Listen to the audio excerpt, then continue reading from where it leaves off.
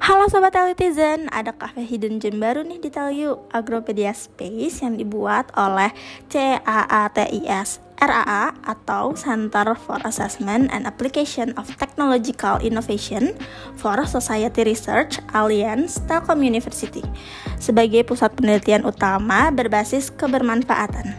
Letaknya ada di area RAA atau Research and Recreation Area di antara lapangan dan Bandung Technopark, tepat di antara parkir gedung kuliah umum dan Asrama Putra. Buat akses ke sini juga cukup mudah loh. Kalian bisa parkirin kendaraan kalian di parkiran BTP atau di parkiran Asrama GKU. Terus ikutin jalan di samping BTP sampai kalian nemuin jembatan kecil. Letaknya persis di samping jembatan.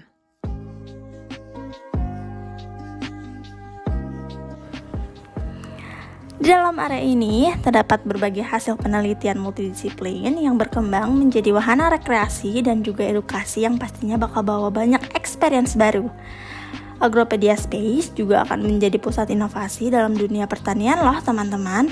Dimulai dari budidaya dan penanaman berbagai tanaman dan tumbuhan di greenhouse, yaitu rumah yang digunakan sebagai ruang hijau di area kampus Telkom University dengan menggunakan sistem aquaponik dan organic tower garden hingga pengolahan makanan yang dapat dinikmati di Agropedia Space Cafe.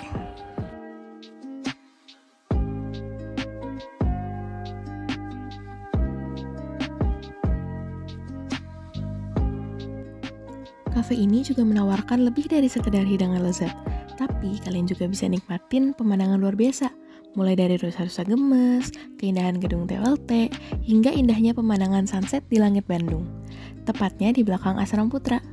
Juga ada berbagai hewan menarik lainnya seperti Germany Giant Rabbit, yaitu si kelinci raksasa Jerman, dan ikan alligator spatula. Jadi, tunggu apa lagi nih? Yuk langsung join aja ke Agropedia Space. Ditunggu kedatangannya ya teman-teman. Hai Sobat Rubik, kembali lagi di podcast Rubik, Ruang Bincang Karir. Oke, perkenalkan semuanya, aku Ferdi. Dan aku Keisha Putri Nabila. Oh iya, Sobat Rubik, pasti nggak asing lagi nih sama tempat kita yang satu ini. Iya, benar banget, seperti yang udah nonton episode sebelumnya pasti juga udah tahu. Nah, Sobat Rubik yang belum tahu nih, kita lagi ada di mana? Jadi kita ada di Agropedia Space. Benar banget. Nah, buat yang nggak tahu, Agropedia Space itu di mana sih? Itu letaknya ada di dekat BTP atau Bandung Technopark. Di sini kita juga bisa lihat pemandangan-pemandangan, ada gedung-gedung, ada gedung KU, ada gedung asrama. Bisa dilihat juga pemandangannya, juga ada kandang rusa. Gitu. So, buat Sobat Rubik yang penasaran kita ada di mana, boleh langsung ke sini aja nih. Oke, kita langsung mulai aja kali ya podcast Rubik kali ini dengan judul Work Smarter Not Harder. Iya, benar banget. Dan dari judulnya kita juga udah tahu nih caranya, gimana sih ntar caranya kerja nggak cuma secara keras, tapi secara cerdas juga.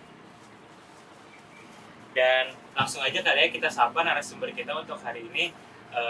Ada Kak Faris. Oke, halo Kak Faris. Halo Ferdi. Oke, halo Kak. Boleh dong Kak sapa-sapa dan kenalan juga Kak. Boleh dari nama lengkapnya, angkatannya berapa juga, dan pekerjaannya sekarang apa, boleh langsung. Oke. Halo Sobat Rubik ya. Halo Ya. Sobat Rubik, perkenalkan nama aku Faris Novel Amir. Aku biasa dipanggil Faris. Aku dari Prodi MBTI angkatan 2019. Untuk sekarang aku masih cari opportunity baru sih untuk pekerjaan. Jadi kayak gitu.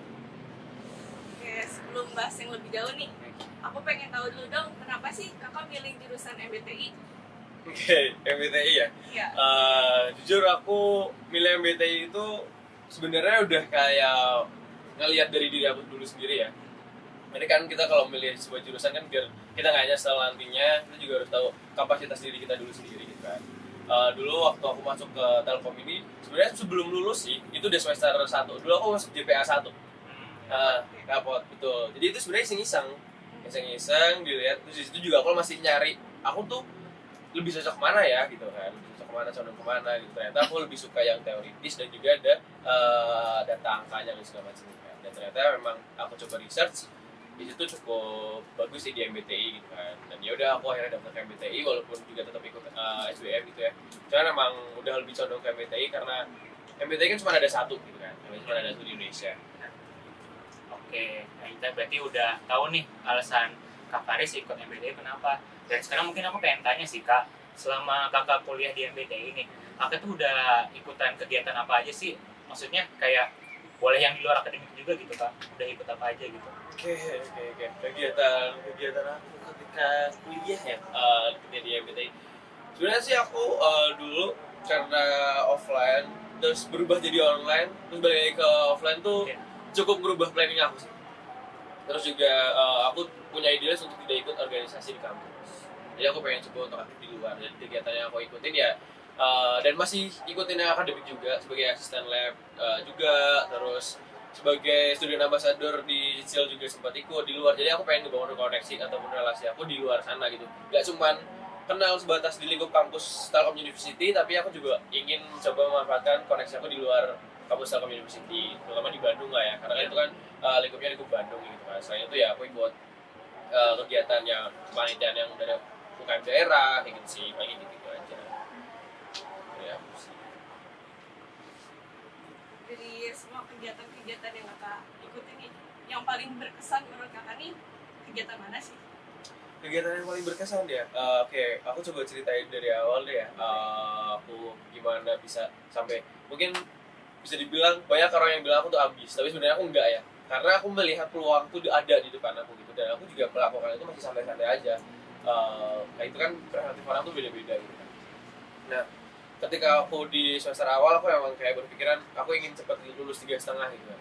Itu kenapa ya, satu dan lain halnya selain biaya cukup mahal, biaya cukup mahal, terus juga biaya hidup, nggak cuma biaya kuliah ya, tapi biaya hidup juga cukup mahal di Bandung. Aku ingin cepat selesai gitu kan, selesai dari kampus ini gitu kan, dan ingin cari opportunity pekerjaan yang lain sebagainya. Itu udah disiapin dari dulu gitu kan. Terus pas aku awal-awal di kampus ya memang aku masih di lingkup UKM daerah gitu. Aku di situ di UKM daerah. Awal aku sih ngejabat sebagai koordinator sponsorship di situ. Aku juga harus pulang pergi ke Bandung, ke Purwokerto untuk bolak-balik ke Purwokerto untuk cari sponsorship gitu kan. Terus akhirnya di semester 2, karena waktu itu udah kayak sebenarnya udah nggak planning aku mau ikut ini, mau ikut ABCD dan lain sebagainya. Bahkan aku juga hobi olahraga juga kan, aku sempat ikut UKM futsal gitu kan. Dan dulu tuh sempat kepikiran untuk ingin ada di Liga Nasional, karena aku masih berpikiran kayak ada chance untuk sebagai atlet gitu kan. Dulu aku masih kayak gitu, tapi ternyata enggak. Itu hanya sekedar hobi lah sekarang gitu kan. Dan dari COVID itu aku coba untuk kayak ngebagi waktu itu lumayan struggle banget. Terus akhirnya aku kenal lah student ambassador gitu. Ini menarik nih Kak, kita juga pengen nanya-nanya nih Kak, kalau dari yang udah kita riset, ngeliat juga kakak tuh ada jadi student ambassador juga. Boleh dong Kak cerita pengalaman-pengalaman pas jadi student ambassador itu gimana sih? Kegiatan aku kalau sebagai student ambassadornya doang itu sebenarnya ngeverifikasi user yang mau ngejuin barang ya, pembelian barang waktu itu. Tapi nggak cuma kegiatan itu, di sebagai student ambassador itu ada kegiatan kayak partnership team, terus ada kelas cicil kayak gitu kan. Nah itu aku boleh gabung di situ, join di situ buat cari pengalaman. Ya bisa dibilang internshipnya di situ lah gitu. Dari awal mau aku internship itu di situ, kayak ngerasain bagaimana engage sama orang, bertemu dengan orang walaupun secara virtual ya. Itu kita coba bekerja sama, kayak aku sebagai perantara. Dulu aku yang cari sponsor, tapi sekarang aku yang ngasih sponsor. Keren banget. Gitu.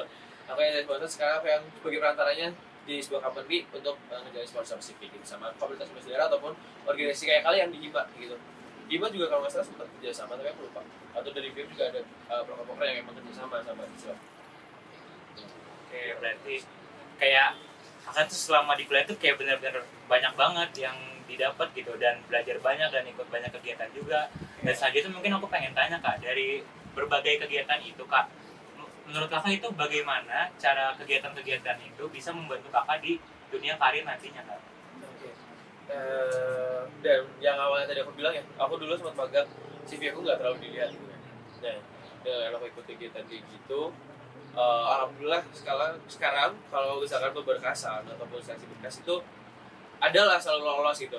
Dan experience yang aku dapat, terus juga ilmu yang aku dapetin itu kayak pintu utamanya tuh udah terbuka gitu, udah terbuka, tinggal akunya bisa nggak tough di situ untuk ikutin interview dan menjalani proses hiringnya di sebuah company gitu kan. Cuman mungkin hari ini aku belum dapat jodohnya, dan ya minta doa aja untuk bisa dapet di berkarir di sebuah company gitu sih. Ya paling berarti kayak ya udahlah, itu kan sudah istilahnya kakak udah punya bekal lah gitu. Iya, udah punya banyak bekal gimana nanti buat nyiapin dunia karir selanjutnya gitu. Mungkin kita langsung lanjut aja ke bahasa selanjutnya kali ya. Iya, boleh nih. Seperti topik kita ini ya, work smarter not harder, kakak sendiri nih lebih milih bekerja secara keras atau kerja secara cerdas? Oke, itu sebenarnya dua hal yang memang penting aja sih sebenarnya dua-duanya. Ketika kalian udah dapat peluang juga kalian harus bekerja keras kan. Jadi kalian work smarter itu smarter lebih gimana ya dulu. Kalian harus cari tahu peluangnya dulu, opportunity dulu seperti apa gitu kan. Apa kalian bisa nggak sanggup mengerjakan itu. Ketika kalian udah dapat check the opportunity, kalian juga harus bisa nih ngebawa diri kalian untuk tough di situ dengan struggle-nya kalian di situ. Karena kan berpikirnya orang-orang sekarang adalah ketika aku dapat nih opportunity ini dan udah mereka akan menjalani seadanya. Tapi kan yang dimau nggak yang seadanya. Bagaimana caranya mereka tetap berinovasi, tetap bisa tough di situ, untuk bisa stabil lah di situ gitu kan. Nah, berkarir pun juga sama sih sebenarnya. Aku juga kemarin magang pun juga kayak gitu. Yang di experience aku yang pertama sebagai marketing staff juga itu dapat opportunity aja gitu kan, kayak ayo boleh daftar, akhirnya di interview aku belajar marketing staff di situ dan lebih belajar tentang social media management. Karena kan itu kan juga salah satu ini ya, pekerjaan yang udah dibuka sama banyak company untuk sebagai social media management ya. Kalian jurusan MPT itu sangat bisa banget untuk bisa ada di posisi-posisi kayak gitu kan, belajar tentang bagaimana nge-manage social media. Oke kak, jadi aku juga akhirnya jadi penasaran juga nih. Mungkin tadi kakak juga nyebutin tentang struggle gitu kan. Aku juga pengen nanya nih ke kakak gitu, struggle apa sih yang kakak temuin gitu selama kakak ngikutin internship gitu, dan juga mungkin boleh share sedikit tips and trick juga kak, kapan harus kita bekerja cerdas, kapan kita harus bekerja keras gitu. Oke, aku kalau kayak gitu ya, tips and trick-nya ketika bekerja sih lebih ke ini ya, gimana tadi, sorry. Ya kayak pasti kakak punya nggak sih kayak pertama tuh kayak mungkin struggle-nya ya. Iya, struggle itu apa aja, dan kalaupun kakak udah bisa ngelewatin itu tuh boleh gak sih kak share ke kita gitu, ke sobat Rubik juga, share tips and tricksnya tuh gimana gitu. Oke, aku struggle sih cukup struggle karena dari pandemi ke offline tuh aku udah kayak ngerubah kepribadian aku kayak gitu. Yang tadinya doyan banget ngomong, ketemu orang tuh seneng gitu. Sekarang tuh mungkin aku jadi lebih introvert, aku rasa. Aku lebih introvert, lebih kayak ketika ketemu banyak orang nih kayak gini, aku udah ngerasa capek habis ini. Aku butuh istirahat, aku butuh take my time gitu kan. Tapi itu nggak boleh dibenarkan, karena kalian juga akan bekerja dan kalian tuh butuh untuk mendapatkan pekerjaan itu nantinya gitu kan. Even kalian magang nanti di semester 5 ya, semester 5 atau 6, itu kan kalian juga butuh hal-hal gitu. Jadi jangan anggap remeh lah ketika kalian dapat opportunity, itu jangan remeh dan jangan menganggap diri kalian itu spesial. Karena orang-orang ya udah mikirnya kalian tuh sama. Kalian event dari Telkom University, prodinya MBT, bla bla segala macam. Ya kalian tetap berjuang sama-sama, belajar di situ, di magang di situ sama-sama. Kalian menemukan hal baru lah di situ.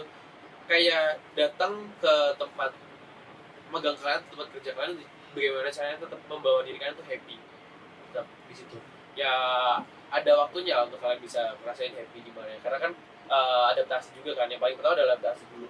Itu kalau misalnya tip and trick-nya adalah adaptasi dulu, kalian tahu lingkungannya dulu, dan yang paling utama adalah tahu apa yang kalian kerjain. Gitu sih. Kalau kalian udah tahu lingkungannya tapi kalian nggak tahu apa yang kalian kerjain, ya sama aja bohong kan. Jadi kayak kalian nanti malah akan terjebak dalam satu lingkungan di situ, kayak udah nyaman nih gitu kan, tapi kalian terbengkalai kerjaan kalian gitu kan. Itu ya hal yang salah juga. Jadi kalian udah bisa tahu adaptasi pekerjaan, lingkungan yang udah dapat, ya udah tinggal kalian bisa bekerja sesuai yang kalian jalani. Itu nanti tetap ada evaluasi dari diri sendiri. Jangan sampai ada orang yang ditegur sama orang, perlu biar kalian juga tahu gitu kan, biar kalian tahu kesalahan kalian apa, biar kalian tahu apa yang harus dibenahi. Tapi sebisa mungkin evaluasi dari diri sendiri pun juga harus ada gitu. Jadi kakak ini gimana sih nerapin yang tadi kakak ngomongin ini, kayak kerja secara cerdas itu gimana sih? Oke, nerapinnya ya di situ aku lebih analisis dulu sih, karena aku lebih suka analisis gitu kan. Dari analisis opportunity apa yang aku akan ambil. Terus juga cari tahu diri aku tuh sukanya yang kemana, bukan aku nurutin passion aku ya, bukan nurutin passionnya aku. Kan kayak gitu kan idealisnya orang-orang sekarang udah aku pengen kerja di passion gitu, biar bisa ada di zona nyamannya. Padahal kenyataannya enggak, karena kerja ya udah kerja dan bertujuan berkarir, terus bisa menghidupi kehidupan saya gitu kan. Nah aku analisis dulu kapabilitas aku tuh ada di mana dan aku ingin seperti apa ke depannya. Nah disitulah aku sekarang juga berpikir aku dapat kerjaan, aku juga ingin tetap belajar, nggak mau yang bekerja pulang terus nanti tanggal gajian dapat gajian, nggak yang mau kayak gitu doang gitu kan. Aku masih beridealis seperti itu. Ini idealis aku, ini dari pandangan aku sendiri ya, mungkin orang-orang berbeda gitu. Nah aku pengen bekerja, tetap ada waktu untuk belajarnya, untuk dapetin hal-hal baru di luar pekerjaan aku, untuk nanti step up di karir pathnya aku lagi lah gitu kan. Aku kan nggak mau, ya kita semua nggak mau yang berkarir di situ-situ aja gitu kan. Masa ya 2 tahun berkarir di situ-situ aja gitu kan. Jadi kayak ya semua orang ingin ada di posisi masing-masing di dream jobnya mereka apa, dream positionnya apa, dream company-nya mereka apa gitu kan. Nah itu yang aku rasa work smarter-nya tuh di situ, harus cari tahu peluangnya dulu, chance-nya di mana. Nah ketika kalian udah dapetin chance dan peluang itu, ya kalian harus tetap bekerja keras dengan apa yang kalian mau. Ya satu hal, jangan sampai berambisi, terlalu ambisi, ya itu hal yang salah sih. Berambisi, sangat-sangat berambisi itu salah. Ambisi boleh punya, tapi berambisi itu salah. Karena ketika kalian udah melakukan sangat-sangat berambisi, kalian tuh udah berpikir ada ekspektasi nih dengan apa yang kalian lakuin sekarang gitu. Nah ekspektasi itu yang akan membunuh kalian. Berarti kalau dari perbincangan kita dari tadi ini banyak banget Kak yang aku dan mungkin sobat-sobat Rubik juga yang bisa jadiin pelajaran lah dari mungkin kampus life-nya kakak, dari kakak cara dapetin internship, kakak ikutin internship, dan mungkin dari juga tadi student ambassador juga. Dan aku pengen minta pesan dan kesan aja sih dari kakak buat sobat-sobat Rubik yang menonton kan. Oke, aku mungkin misalnya gini ya, gak semua orang yang ada di Hima tuh spesial, gak semua orang ada di luar tuh spesial, semua orang tuh spesial banget, punya tempatnya masing-masing gitu. Yang ketika kalian dilihat di sini, orang ini tuh spesial banget ada di sini, ya adalah kapasitas mereka ada di situ gitu. Semua orang tuh punya kapasitas masing-masing. Nah terus kalian juga harus cari tahu dulu diri kalian tuh maunya apa, maunya gimana, kedepannya seperti apa. Kalian boleh cari opportunity seluas-luasnya selagi jadi mahasiswa, selagi ada di sebuah instansi pendidikan. Carilah apapun yang kalian suka, terus apapun yang kalian dapetin itu sangat-sangat berguna ke depannya. Dan nanti ketika udah rasa cukup, dan tetap balik lagi tugas kalian sebagai mahasiswa ya ada menyelesaikan studi kalian gitu kan. Jangan sampai di luar batas normal kalian baru selesai gitu kan, ya walaupun itu pilihannya masing-masing gitu kan. Tapi sebisa mungkin sesuai batas normal. Ketika kalian udah dapetin itu cukup, selesai dari kuliah ya itu adalah bekal kalian gitu. Jadi gak semua orang tuh melihat orang tuh spesial semua tuh enggak, tapi kalian punya kapasitas, kalian tuh spesial semuanya. Oke, berarti untuk menutup Kak episode terakhir dari Rubik season 3 gitu ya, kita pengen makasih banget ya, kita pengen apresiasi sebesar-besarnya lah untuk Kak Faris ini untuk sempat hadir juga gitu. Dan buat sobat-sobat Rubik yang nontonin juga kita bakal mention lagi nih kalau kita tuh lagi ada di Agropedia Space gitu. Mungkin boleh kasih tahu sedikit lagi Agropedia Space itu apa sih? Oke, jadi kita ini ada di Agropedia Space yang ada di BTP atau Bandung Technopark. Oke, bahasan kali ini juga menutup episode terakhir dari season 3 ini. Kita mau apresiasi untuk semua sobat-sobat Rubik yang sudah menyaksikan Rubik sampai kali ini. Dengan tema yang kita bawa yaitu Curiosity Makes You Smarter. Oke, jangan lupa subscribe, like, dan share video-video kita di YouTube dan juga Spotify Hima MBTI. Oke, jadi untuk teman-teman semua, see you di next season. Aku Ferida Faris Salim. Aku Keisha Putri Nabila. Kami pamit undur diri. Bye-bye. Dadah.